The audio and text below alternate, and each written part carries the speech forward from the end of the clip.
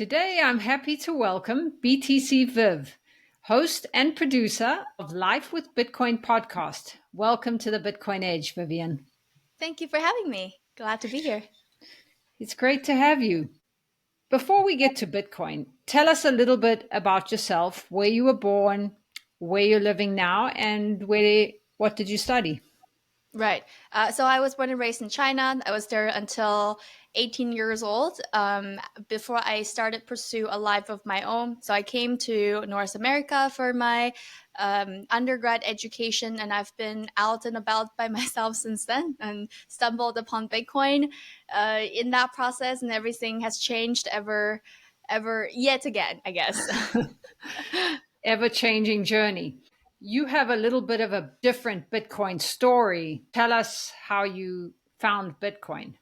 Right. So I got really lucky on that because most people, they stumble upon Bitcoin by themselves and then they slowly immerse themselves into the Bitcoin world. And then I was the opposite. I got a Bitcoin job when I was doing my master's in the UK during COVID, and I was doing freelance at the time, doing marketing and communications work for various type of clients online during the pandemic. And then I got a Bitcoin job, and it was beginning of 2021 where it was still very difficult to find people who have Bitcoin industry knowledge and experience and the capability of actually doing the job. It was a time where it was still difficult to find that. So the criteria of you have to be a Bitcoiner to work in Bitcoin wasn't so solid as we have today. So I got lucky there. I had a client and I started doing some part-time work for a Bitcoin company without any industry knowledge. And I made that very clear from the very beginning. But we seemed to hit it off and I was committed to do it well. And for marketing and PR work, you have to really understand what you're talking about to do a good job. So I had to go through a learning curve of understanding what is blockchain, what is Bitcoin. And I remember me at the time, like walking along the canal in London, listening to these podcasts of like big blockchain 101, and they were explaining these technical terms. And I was like rolling my eyes a little bit, and this is too hard. And I was resisting a little bit while still working on the job and stay curious until I started to watch YouTube videos that are more geared towards talking about culture and philosophy of Bitcoin. And that's when I gained the full conviction. So I would say I actually started to become a Bitcoiner maybe 2021 in May. So I'm not like I would say at this point, three and a half years is a lot can happen in Bitcoin term in 3.5 years. And it's been a really wild journey, I would say. So, what was the actual part of Bitcoin that brought you that said, okay, this is interesting to me? I know you don't like the technical stuff, but what was Right. it about Bitcoin that you found? I'm a freedom maximalist. I have always knew it from the beginning, and that's why I left China in a way to pursue a life of my own, to really have the freedom and independence to be on my own, make all of my decisions, and have that responsibility to endure the consequences of these decisions, I guess. So I've always been a freedom maximalist. And once I realized and I've always been guilty for, I guess, my own privilege. I'm the only child in the family receiving all of the love and support. And I avoided news growing up because I would just feel guilty if I see people in an unfortunate situation. And I asked myself, what's the difference between me and them is that I win the genetic lottery and I was born in this family. I'm receiving all this love and care, but I could have been them, and I could have been, and that hurts that makes my heart ache basically. So to cope with that, I guess I tuned out of reality, like reality in general, and created this world where I was more interested in music. I was more interested in art, culture. I love human psychology. Like I like history, but not in a way that's not in an economical sense, but more from a humanity sense. And I guess I'm here to learn what it's like to live as a human being. And then with Life with Bitcoin now, we discover and really uncover the stories of what it's like to live as a Bitcoiner. So these are the things that I'm interested in. And once I realized how Bitcoin gives individuals the option give them option, give them a mindset that they can adapt to take more personal responsibilities, to have more sovereignty. This was really the conviction point for me. So once I get that figured out, then I quickly understand the difference between Bitcoin and crypto, and the concept of proof of work and proof of stakes start to become very clear that the other cryptocurrencies don't really have these values embedded into the system. Yeah, so the distinction becomes easier, and the real conviction started to grow. And that's nothing to do with the price or investment. Kind of the investment opportunity wasn't really the point that got me into it. It really interests me that you are originally from China and you loved freedom so much. What do you think got you to that? Was that the way your parents raised you or something Um, innate? Freedom, I guess freedom loving quality is a human thing, and we as humans, wherever we're from, whoever we are, and it's really regardless of gender, age, and all these things that we used to categorize ourselves these days, which in my opinion are kind of pointless. Like, we actually share way more than we ever realized. And then I want to choose to focus on that inclusion, to choose to focus on the values and things we all long for as a human. I'm kind of an odd dog in my family, where I was kind of conventionally brought up. My family gave me a lot of love and support growing up. They don't always understand me, but they've always loved and supported me however they can.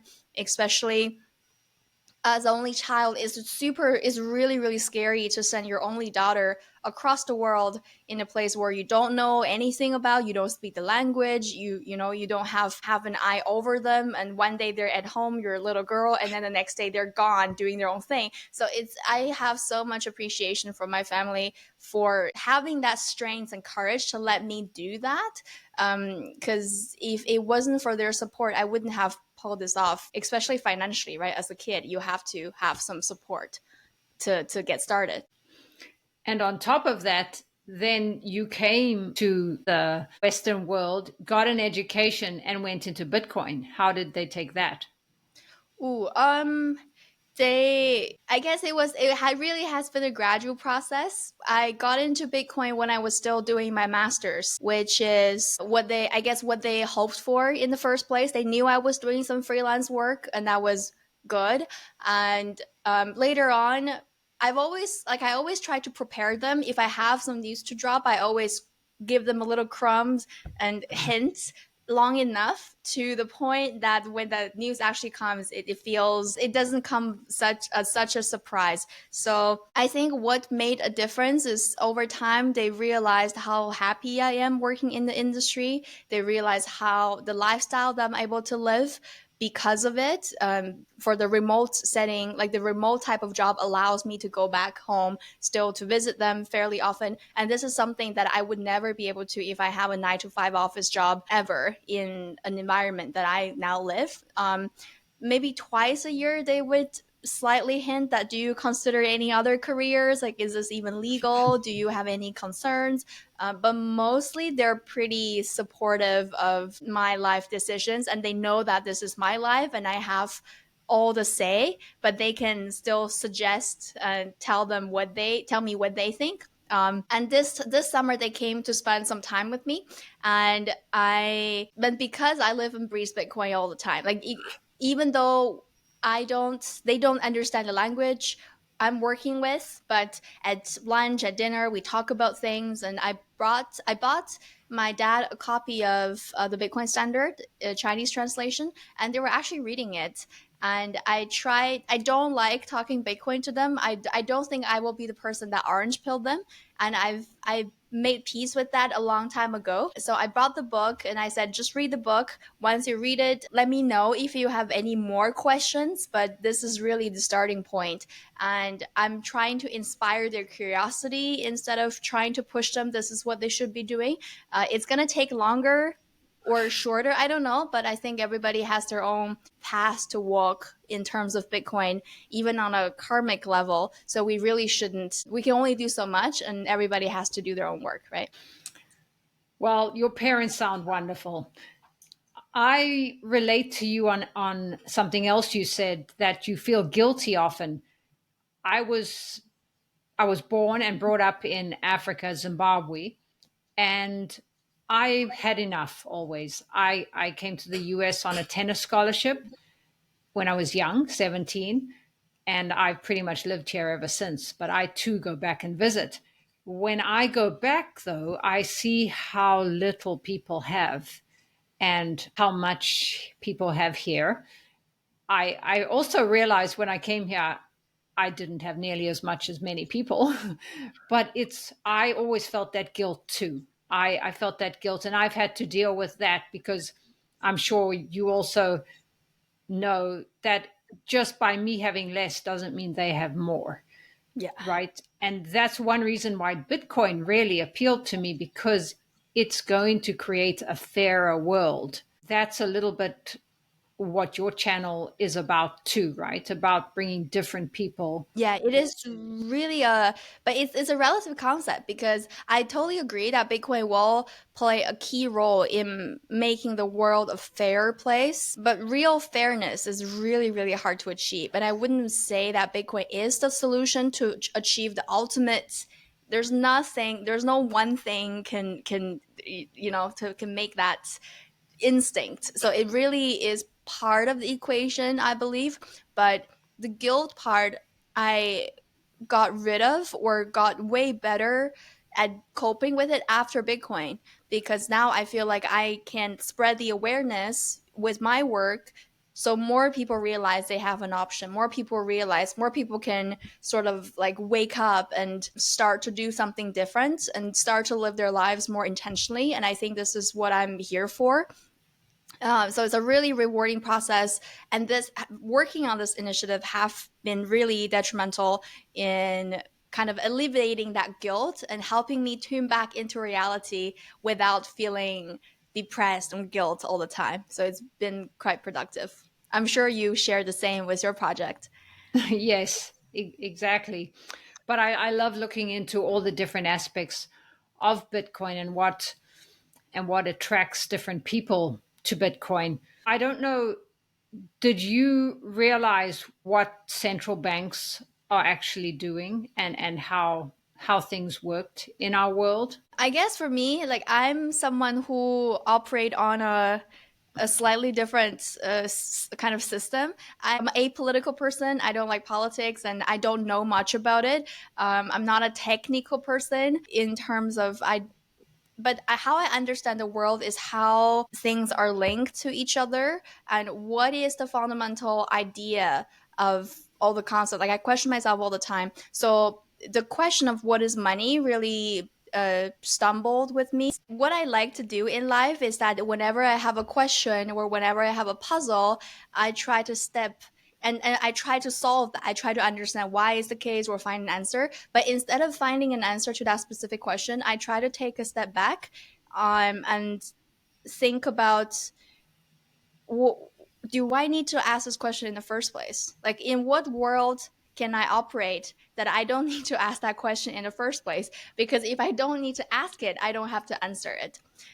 So in this case, if I understand Bitcoin is part of the solution in creating a freer world, in creating a more fair place and more connected, and in that world where it's more connected and fair and more good things and Bitcoin is in it, that's already enough reason for me to get behind Bitcoin.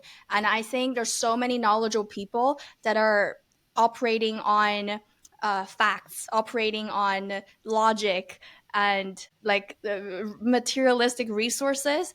And I fully trust them, even if maybe I should verify more. But I trust the Bitcoin community in a way that we are verifying this world. So for me, the conviction doesn't necessarily coming from trying to understand how the current system works, but on a fundamental level, like even with inflation and taxation and all these things, these basic concepts and how they manipulate the system to print money out of thin air, I think that itself is quite it's stealing, because our time and our energy are finite. So this is how I would look at this.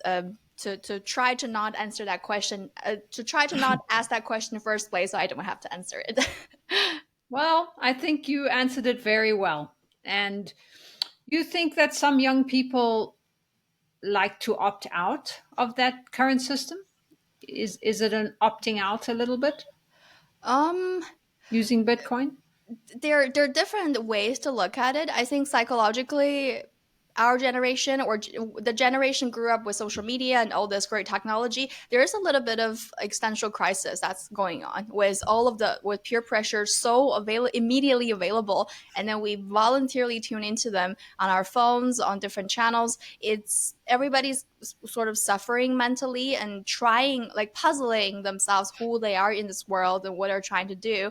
And Bitcoin, in a way, offers a channel for them to, for us to having the energy to understand, to starting to pursue a really meaningful life on a personal spiritual level, because now we have this saving vehicle, we have this sound money that, we get the financial aspect puzzle out of the way, so we can focus on other things, we can focus on more important things, because at the end of the day, money, Bitcoin is a means to an end, and money is a means to an end. I don't think people's ultimate goal, even in Bitcoin, should be stacking sats. Like, what are you stacking sats for? And you only live once. Like, are you, and I don't believe when people say Bitcoin fixes everything. No, it doesn't. Bitcoin is the tool, and it's up to you, up to us still, to work on ourselves, to get rid of or alleviate ourselves from past trauma, and have more peace and love and connection. And those things, Bitcoin helps us, but we are the people that still need to walk that path. Nobody's going to do that for you. And even other Bitcoiners or Bitcoin.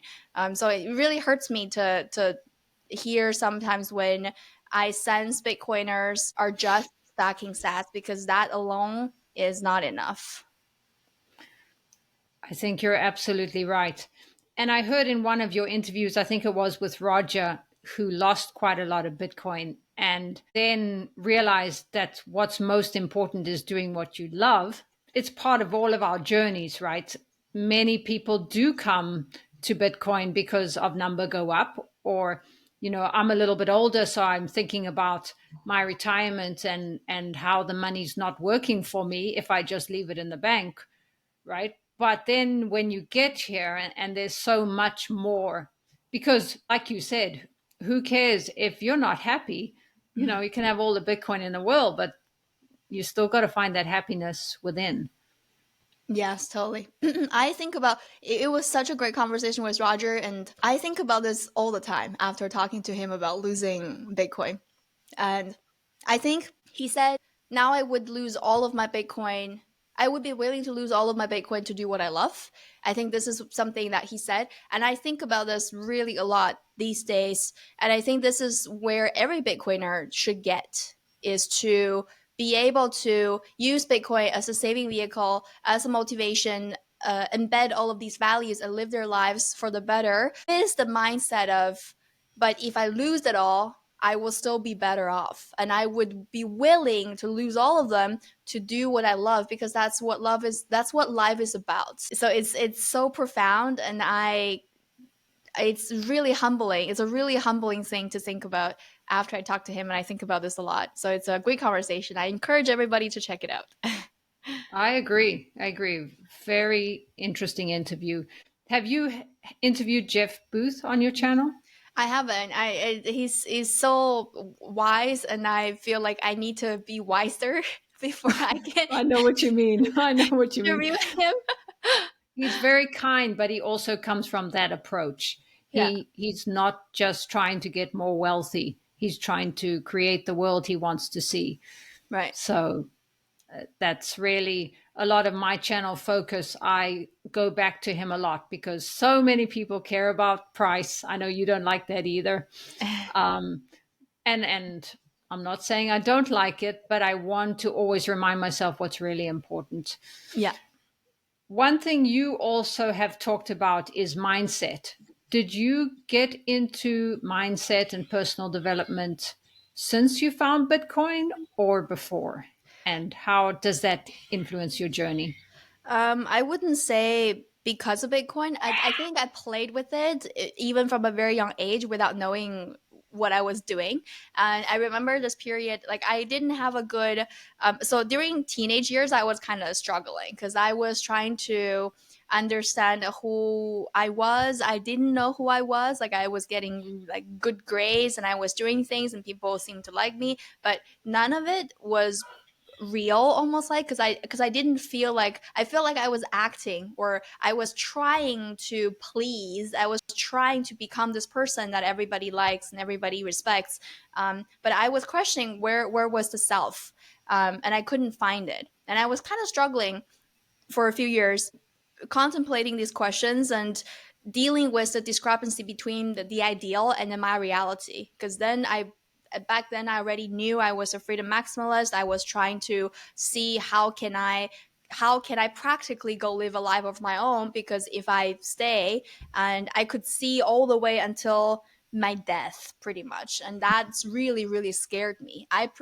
From between knowing and not knowing, I actually prefer not knowing. So at the time, the way I was coping with these anxiety and depression, imagine that this is, and this arrived at the actually quite intuitively, is that I imagine my life being a fictional thing. It's either a novel or a film or a TV series, but I'm not the character in that story. I'm the actor who's acting that character in the story, in a fictional story. So first, the story, this thing is not real. It's a fictional thing, and then I'm not even a real character in that story. I'm the actor acting in that fictional thing.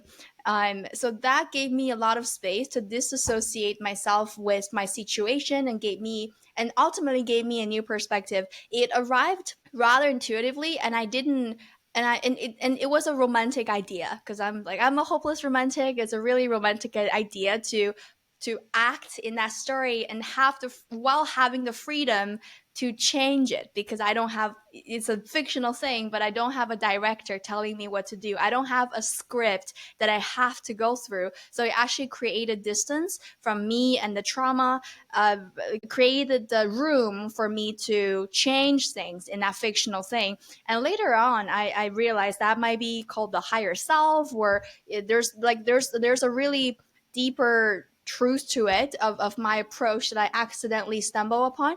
But I sometimes still use this to this day when I'm having some like difficult conversations, and or lack of courage.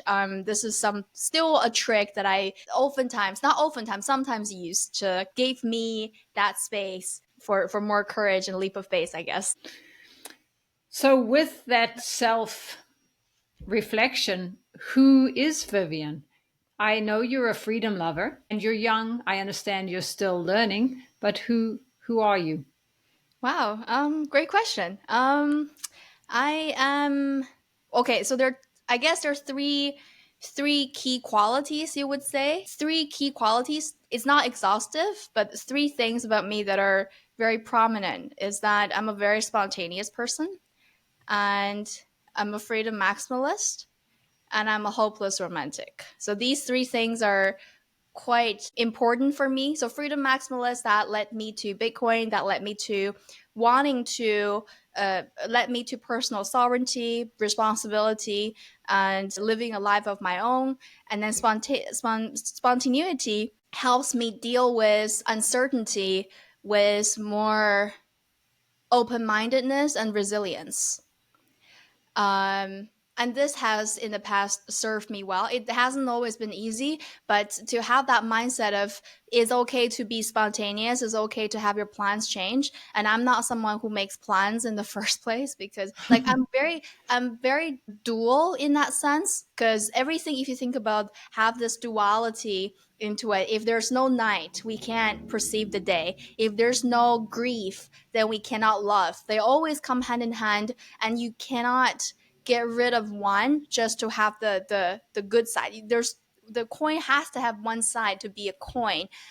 So I try to embody this duality in me, where you have this absolute scale, and at any given point you can choose where you land on that. So you can be, so let's say, organized and chaotic, and at any given point in all of your life decisions, you can choose where do you want to land on that objective scale. And I've been trying to manage that balance my whole life pretty much, and think, is that the right place to be? So I'm very organized at work, but in personal life I'm kind of all over the place, and I like surprises. I like, someone asked me what is my definition of a random day, and I said a perfect day. So someone asked me what's my what would my perfect day look like, and I said a random day is a perfect day, and I have them all the time. And so this is like my approach. And hopeless romantic, I guess, that enables me to look at life in the lens of, in a very emotional way, and all of my content are quite emotional too. I'm exploring different forms in creativity to tap into that side more. And I want to speak to people not on the factual level, but on the soul level of, like, basically like the question you ask, who you are, who are you? And we as humans, regardless of where we're from and who we are, we go through the same struggles as humans. And I want to speak to people as a human, human to human and soul to soul, and not you and me, Chinese or American, or I try to operate on the soul level, and try to be as honest as I can be without getting myself into trouble. Wow. Well, I think you answered that really well. And I don't think everybody can answer that question as well as you did. So, Thank you. well, on that note, is there a spiritual side to Bitcoin? Oh, of course. Spiritual side of Bitcoin, I would say yes. I would say Bitcoin helps us to connect with our higher conscious. Why? Because the values, the Bitcoin ethos, something like proof of work, low time preference, don't trust, verify. These are principles we can adapt to transform our lives. And for me, how I would define the higher self, like higher level of consciousness, is the higher self knows better. The higher self knows better. So if we operate on with by if we operate following the guidance of the higher self, then we can transform our lives easier and faster. And Bitcoin helps us connect to that higher self through teaching us the Bitcoin ethos through Bitcoin. So once we're Bitcoiners and we understand the philosophy and culture, then we're like, oh, proof of work, that's better than something like proof of stake. And low time preference, oh, that's better for than high time preference, better than instant gratification.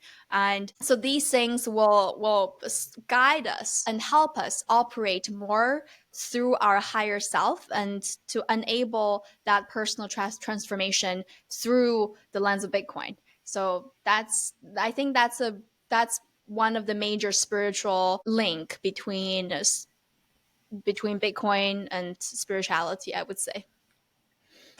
I love that connection.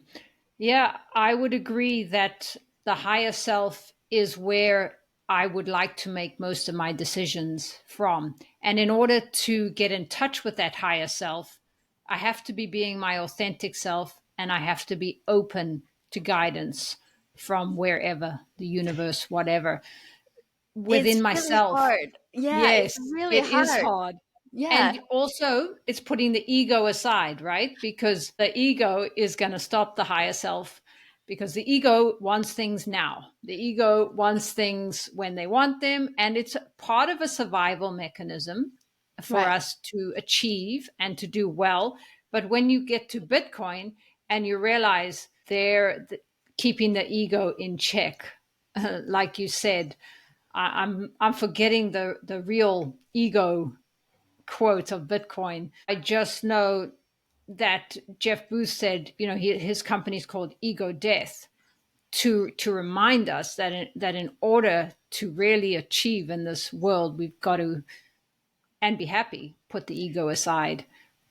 In life, what I found is that oftentimes what is true would almost always seem counterintuitive. And interesting you brought up ego, because I'm catching myself spending more time on Nostr. And the other day I was posting there, question of the day: am I ready for ego death? Because the reason why I asked that question is that I'm trying to live more intentionally, and I'm trying to operate more from the higher self. But it's so hard because sometimes you know better, but your actions don't match. You know that you should take care of yourself and eat properly and be healthy and go to bed at a decent time, but you cannot bring yourself to go to the grocery store and cook properly, where you are on your phone, and before you know it, it's two. So it's easy to know, even from the higher self, but we have to kind of reduce the gap between what we know and what we do. And then what is part of being honest is to be able to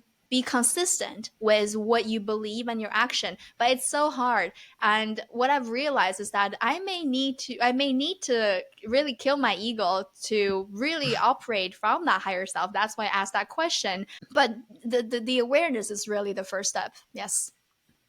That's so true. So being aware, and then the way that I have learned to, how did you put it? I'm going to just say like myself. The way I have learned to like myself is to accept that sometimes I'm going to do the wrong thing. But if I can make a conscious decision rather than an unconscious decision, then I can say, okay, I'm going to eat the ice cream today. I'm not going to feel great afterwards, or whatever doesn't feel good for you, but I'm going to do it. But it's conscious. And Yes. and I found that as I just accept both sides of myself, good and bad, the good tends to come out more and more. Anyway, it's a journey. I would say acceptance is the first step of self-love. And to like ourselves, it's such a cheesy thing to say, but it's so important. And I think it's so sad that I think in our society most people don't like themselves as a person. And it's devastating because it really shows. And if you are not someone who loves yourself, then it's going to be really, really hard for others to love you. And it doesn't matter how much others love you, because they can't save you.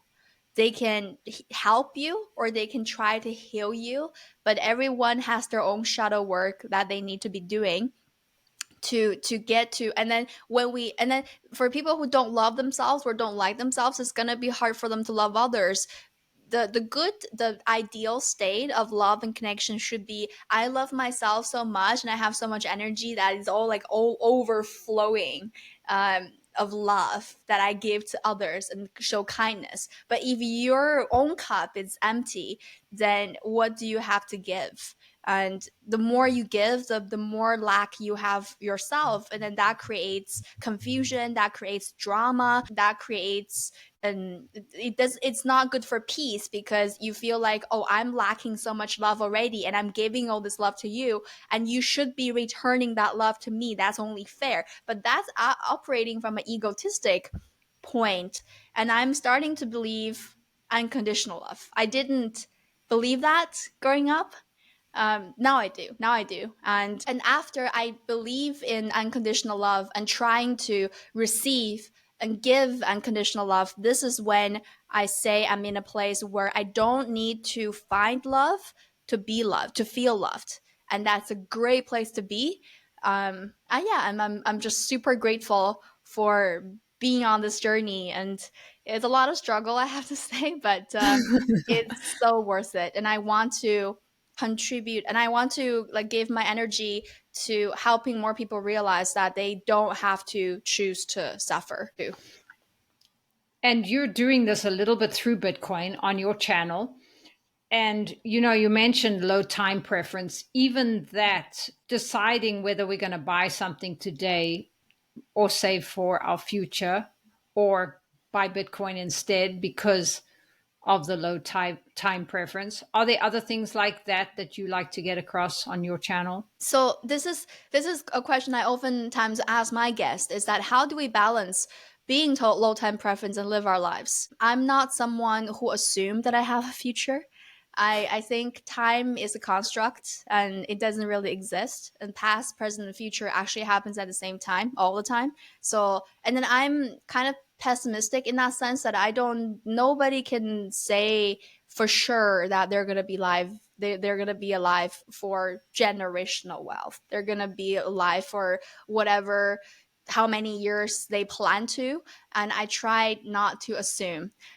So it's a very powerful practice to ask myself all the time, is it something worth spending money and time today for that potential of spending more in the future? And I'm someone who value experiences a lot, and I think this is what we're here for. And back to the point of Bitcoin being a means to an end, a tool, is that if we end up becoming, oh, I need to save every dime possible to stack sats, then they're kind of missing the point. And I see this as a repetitive theme from guests on my show, is that we need to spend money on ourselves. We need to invest in, because we're investing in Bitcoin for a better future. But what people don't realize sometimes is that how much we need to invest in ourselves for that better future. And in a way, investing in ourselves is even more important, because it doesn't require you to become a Bitcoiner to invest in yourself. Invest in your education, invest in your health, your look, your self-confidence, self-esteem. And we this has come across a lot in my guests, is that do spend that money, do spend that time and energy to work on yourself, because and now Bitcoin allows us to do that more efficiently. That's true. And, I've found it's really important to live in the moment, like you are saying, because I had a friend who passed away last year in a car accident, and he was my age, and it happened so quickly. It just made me realize when it happened, because it was somebody I knew very well, that it can happen that quickly. So, sure, I can save Bitcoin for the future, and I can try to leave it to my loved ones in a good, secure way. But if I'm not going to enjoy today and experiences and what makes me happy, then what's the point? It's got to be, like you said, a little bit for today and a little bit for the future. Yes. It's good to balance. So this is the scale comes back, right? Like, where do I land in each moment? And that has to be a conscious decision. But in general, I'm someone who are learning to love myself even more, to take care of myself in a way that to like I raise myself like I'm my own daughter, sort of thing. Like, I'm learning to do that, because as a mom, you're thinking for the best. You're thinking about now, but you're also thinking about the future. So I'm like raising myself as my own mom, kind of thing. I'm trying that right now. I like that.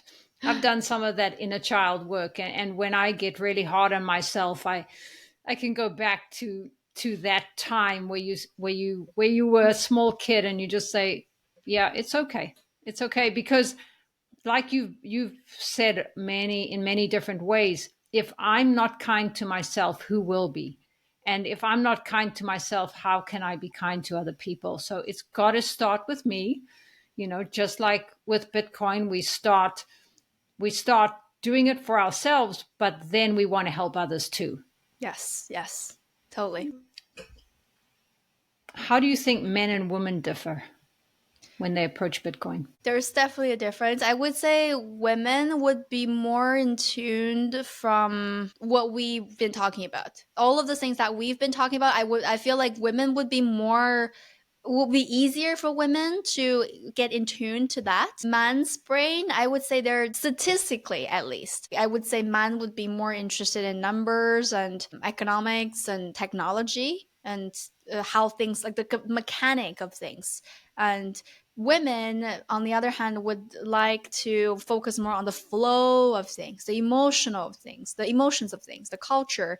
I guess culture is a human thing, but the emotional level and the energy level, those are the things that women would be more likely to be interested in, easier and faster. And this is partially why I'm doing Life with Bitcoin, is to hopefully talk about just human subjects and without getting technical, or talking about depressing facts, to focus on the hopeful and positive aspects about, and give practical mindsets and tips on how do we manage relationships, how do we become better individuals. And it's not only for women, but I feel like this angle, it will be easier for women to get started with Bitcoin as a starting point.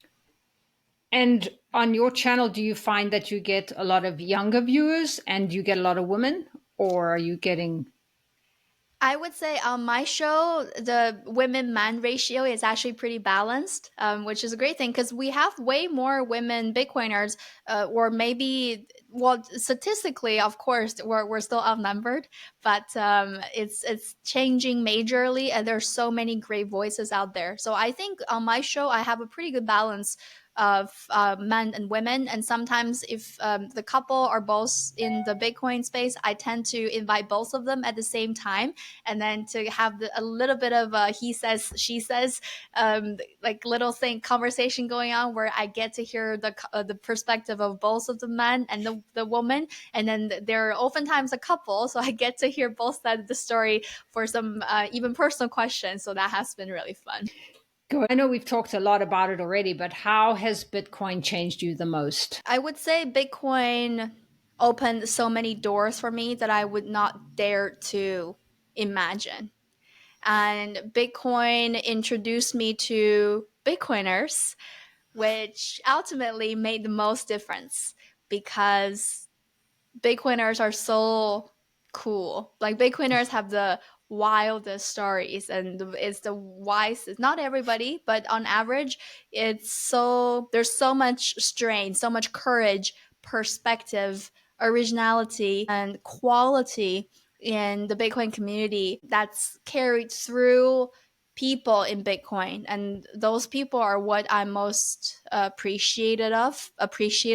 I would say Bitcoin helped me solidify a lot of my personal values. They weren't really categorized, or they weren't really solidified. They were here and there. I knew they were somewhere in me back there, but I don't always activate them. I don't always act on them for the better. And Bitcoin really gave me that kind of staple to, or the lighthouse to look at in the darkness, knowing where I'm going. And I think ultimately it will help prevent me from having more existential crisis, because I know what I'm here for, and I'm here to support and help, and that will always be a good thing. So it provides a great anchor for me to live my own lives better, not perfect myself, but improve myself constantly while helping others and try to bring more people onto this journey. That's wonderful. And besides Bitcoin, what else are you passionate about? Right. Lots of things. I'm passionate about going out for a walk. I'm passionate about music, art. I'm passionate about understanding how human works, what motivates them, what frustrates them, what makes them angry, like all the little quirks of humanity as a whole. And I'm interested in the subjectivity in Bitcoin, because a lot of people talk about consensus, but what I'm actually interested in or curious about sometimes is the individuals in that bigger scheme of things, and how Bitcoin or anything have any impact on anyone, and how anything and everything, why it started here and land here, and the pathological way of thinking about psychology and who we are. Like, these are the questions that fascinates me. It's very interesting. So, are any of your friends into Bitcoin? Yes, many of my friends, my own circle before I got into Bitcoin, I would say a lot of them already have Bitcoin as part of their portfolio. in a half joking way. Like some people obviously take it more seriously than some others, but I wouldn't say they're full on Bitcoiners. Like they don't really live and breathe the community, and they do a lot of other things with Bitcoin as part of their portfolio. I think this is really good, and I don't try to I don't try to be annoying when it comes to Bitcoin. And myself, I already live and work on Bitcoin, and I talk about it all the time. And when I'm with my own friends, and I'd like to take a break from Bitcoin even, but they obviously know that I am in the space, and they know that if they have any questions, they can come to me. I think it's a gradual process. The fact that they already have some Bitcoin, that's a really good sign. That makes sense. What does freedom mean to you? You're a freedom lover. What does it mean to you? There are two major aspects in the making of freedom, I would say. The first is that to have options to say yes to. You want to be able to create enough abundance for yourself to choose and have the option to choose what you really want. And this is the first aspect. And then the second aspect is the option to say no, the freedom to say no. Because sometimes if we're so backed up in a corner, and if we don't do this, we literally cannot support ourselves to survive. Then in that situation, we don't have the option to say no. We have to survive first before we talk about freedom, unfortunately. And so I think it really comes down to that two aspect. Do I have enough options where I can say yes to that reflect my value, reflect who I am, and do it truthfully and honestly, and in a way that's productive and doesn't harm others? And do I have the option or the freedom to say no to things that I disagree with, or to values and options that I feel morally against, that I don't want to be a part of the problem? Do I have the freedom to say no to that? So it really, so there's the two sides of the same coin of freedom. Yeah, those are good points. And how do you think mindset plays into that? Because, for example, I always had a very strong mindset when it came to health. I always thought I was going to be healthy. I then took action to be healthy, and I did that well. I didn't have the same good mindset with finances because if I have too much, then I feel guilty. So I had to change that. I did have to change that, and so I worked on my mindset, seeing that it was okay and being okay with it, and then, of course, also helping others where I can. But like you said, I you can bring a horse to water, but you can't make it drink. So do you think mindset plays a little bit of role in? Mindset plays all the role. Mindset plays all the role for everything. It really starts from the mindset and the face and how we approach all situations, with what perspective we have in mind, and for to elevate that guilt. Like this is nowadays, this is how I think about privilege. Is that if you're in the privileged position and you feel guilty about it, don't discard it. Like don't discard it entirely, because your privilege is established upon people paying their tax dollars, people doing this, paying the official, the authority to enable these freedom, to enable these privileges that you happen to have. Like use your privilege to help others. Like use it. But first, don't abuse it, because people sometimes get into like abusive situations if they're in power or if they have money. So if you feel guilty and you have privilege, first don't abuse it. Understand that there are more people that are not as fortunate, and the world need to become a better place for all of us. Understand that you shouldn't be abusing it. And then the second part is that use it in a way to help yourself and help others. Because if you say, I'm so privileged and I feel guilty and I'm just not going to play that game, so you're giving up your seat to another bad guy, if you know what I mean. Like there's no good or bad, but for the simplicity of argument is that why give up your seat to the bad guy when you know you can do good and you want to, and you can. And there's so much more you can do if you just use it. And the guilty saying is if you think about it, it's from the egotistic self. Is that I, as a person, I feel guilty because of this, because in this world, materialistically, I received more to begin with than others. And I feel so this is a really this is an egotistic view of looking at privilege. But if we think about it from higher self, okay, so now I have privilege. Take it as is. I have this privilege. I want to do good. And if I use this privilege, I can get there. So forget about emotions. This is what I am. This is where I am. And this is where I want to go. And this privilege thing, whatever that is, can potentially and gave me a tool to help me get there. So I'm going to take it. So that's how I think about privilege these days. And there's all sorts of ways to give. And if you feel like you're in a privileged spot and then you don't want to overconsume, and that's great, but there are also other ways to give kindness, give someone a warm encouragement, and zap people on Nostr, and give money to charity that you believe in their cause. If you see a street artist basking, like performing on the street, and you love their stuff and have some cash with you all the time, and then instead of giving them $2, give them a 20, like, and then they will really appreciate you. Or go up to them and say, do you take Bitcoin? How about me helping you set up taking Bitcoin? And you have this. So there's so many ways we can give back without. And so if we kind of have these small kindness here and there, then that will help with the guilt too. So this is how I've kind of come to peace with that, and I try to embody more of this into my life. I love that. Great reminder. And I agree. Guilt does not have any place.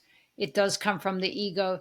And just to go back to the higher self, I was born in this body and in this family and in this area for a reason. And it's Yes, about yes, discovering why, right? yes. And doing the best you can with it. So yeah, that's wonderful. So thank you so much for joining us today, Vivien. Tell us where people can find you. Right. I'm on Twitter at BTC Viv, and the podcast handle is Life with Bitcoin. So it's Life W Bitcoin. You can also find the podcast on YouTube called Life with Bitcoin Podcast. Increasingly, I'm hanging out on Nostr. I'm like shadow banned on Twitter, anyways, for all of the good stuff. So increasingly, I'm hanging out on Nostr. There's this even cheekier side of me that's on Nostr that are like even more unfiltered. So check it out. And I'm very bullish on Bitcoin freedom and what this next few years to become. And great, it's such a great time, or what a time to be alive, I would say. So trying the best as I can to connect with everyone. So feel free to get in touch for ideas and everything, really. What a time to be alive. You are absolutely right. Thank you. Thank you. And thank you for having me. Thank you for great questions. Amazing to share this more spiritual and energetic level of Bitcoin with your audience. Yeah, I haven't gone that deep with anybody, and I love it. Thank you. Thank you. Thank you. Thank you. And hope to see you sometime soon in person, and we can connect that way. Of course.